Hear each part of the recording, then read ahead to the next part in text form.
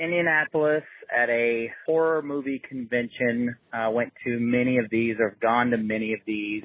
I went one year. Roddy Piper was in Indianapolis, was supposed to be there. I got off work a little late. My son at the time, he's 14 now. I think he was just maybe not even 2, so this is probably 12 years ago. My wife and I make it to the hotel that it's at. It's about an hour left of when Piper was supposed to be there. We pull up, and there's a car parked out front, right out by the lobby, and some people are loading up in it, and I tell my wife as we're pushing up my son in his stroller that that's Piper.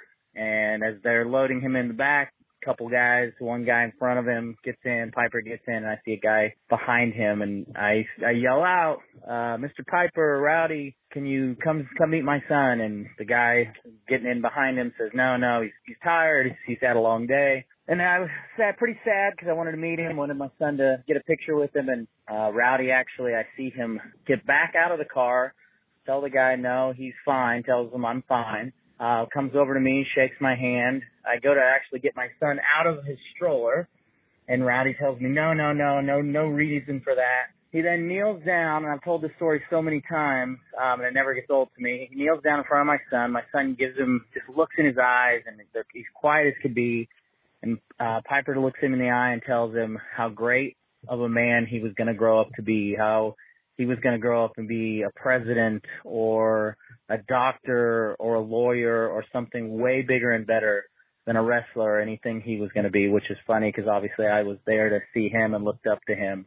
It was better than anything. We didn't go into the convention. We actually turned back around because I came just to see him. Well, we all want to know. Is your son a doctor or a president? Did it work? Did Roddy Piper's words work? Did Roddy Piper know? Maybe it's not his words. Could he tell the future? This is very important. I need to know this information. But for the story in itself, that day you weren't the only person that Roddy Piper was kind, sweet, and nice to. Not just your son.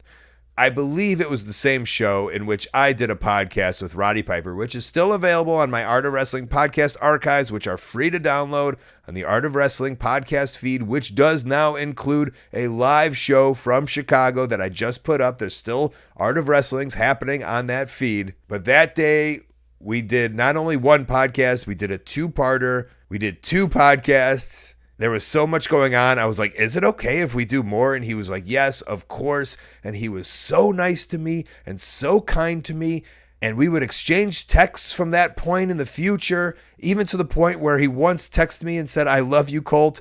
And then I was like, I think you're talking to the wrong Colt, but I still love you. It's Colt Cabana. And he was like, yes, I am. I was trying to text my son, but I also love you, Colt Cabana. So that is still a thing that I hold near and dear to my heart. But there were some stories about Roddy Piper, some not kind ones over the years that I had been told by promoters. And every time I had an interaction with him, he was a kind, sweet, great person, humble, very humble. And I didn't know if he was putting on a show of some sort, but it just happened so much that it just seemed legit. I think he really had a gripe against promoters. I think that's what it was. He always thought he was getting screwed over, and that comes from wrestling in those territories for years, and maybe even wrestling for Junior, as he would call him, that he just didn't like promoters, but he always liked the wrestlers. And I was one of the wrestlers. And you weren't a wrestler, but you were a paying fan, and I think he had a lot of respect for the paying fans. I miss Roddy Piper, and I love these kind of stories because it just seems like everyone but wrestling promoters have such great, kind, wonderful stories about the human Roddy Piper. Hey, thanks for watching. That call was part of a whole podcast called Wrestling Anonymous. Listen to the whole thing weekly. Wherever you listen to your podcast, go subscribe. While you're at it, subscribe right here on YouTube to Colt Cabana's channel. Thank you.